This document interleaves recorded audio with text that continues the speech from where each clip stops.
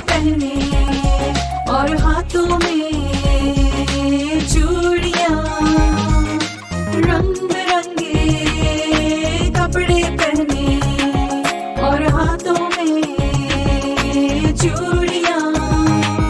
हाँ ईद आई, खुशियां लाई, आओ मिलकर मनाए हम ईद की खुशियां।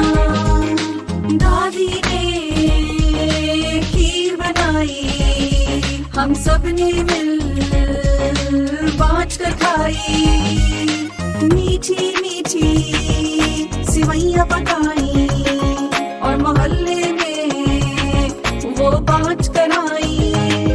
आओ प्यार से हम गले मिले और सारे शिकवे हम दूर करें। ईद के दिन ईदी जमा करें, गरीब बच्चों को देकर आए। आओ प्यार से हम गले